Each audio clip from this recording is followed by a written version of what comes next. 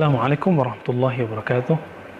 Sahabat yang memuliakan Allah, kita sampai pada waktu yang sangat mulia, waktu mempelajari hikmah-hikmah dari Allah SWT. Innal hamdalillah nahmaduhu nasta'inu wa nastaghfiruh wa na'udzu billahi min syururi anfusina wa min sayyiati a'malina may yahdihillahu fala mudilla lahu wa may yudlilhu fala hadiya lahu. Amma ba'd. Sesungguhnya kajian lalu memahami cara sholat. Bayangkan jika sahabat sekalian membaca Al-Quran lalu mempelajari cara sholat, dan ternyata tidak ada cara sholat satupun di dalam Al-Quran yang dimulai dengan niat, takbir, baca Al-Fatihah, ruku, sujud, dan segala macamnya. Bahkan jika ada orang yang sangat pintar bahasa Arab, lalu dia belajar bagaimana sholat Nabi SAW dalam sunnah Nabi, ternyata hadis-hadis Nabi mengenai cara sholat Nabi itu pun juga terpisah. Ada hadis yang cuma menyebutkan Nabi yarfa' yadayhi hazwa mankibay. Nabi ketika takbir, maka mengangkat tangannya sampai ke mankib. Mankib itu bagian sini, bagian bahu atau pundak.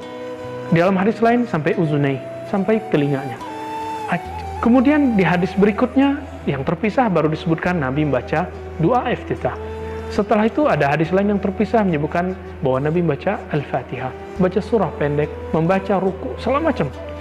Artinya semua hadis mengenai cara sholat pun terpisah. Maka orang-orang yang nekat ingin mempelajari cara sholat langsung kepada sunnah Nabi, maka dia tidak akan menemukan cara yang paling pas. Yang ada adalah nanti akan kebingungan kenapa Nabi di satu hadis mengangkat tangan sampai di dada, tapi di bagian lain sampai ke telinga. Sahabat yang memuliakan Allah, maka orang belajar sholat Nabi tidak langsung membaca hadis, tapi langsung membaca fikih. Fikih artinya ilmu mengenai tata cara ibadah Nabi. Begitu juga ilmu qalbu. Ketika kita baca Al-Quran, baca sunnah Nabi, kita tidak bisa langsung memahaminya. Kita memahaminya melalui kitab-kitab yang ditulis oleh para ulama-ulama yang sama seperti ilmu fikih tadi. Jika dalam bab hukum, bab fisik, bab zahir ada namanya ilmu fiqih. Dalam bab iman adanya ilmu akidah. Maka dalam ilmu qalbu ada ilmu tazkiyatun nafs, ilmu qulub, ilmu tasawuf atau fiqhul batin. Semua itu merupakan ijtihad dari ulama. Maka dalam fiqih ada mazhab, 4 mazhab minimal, padahal ada 80 mazhab.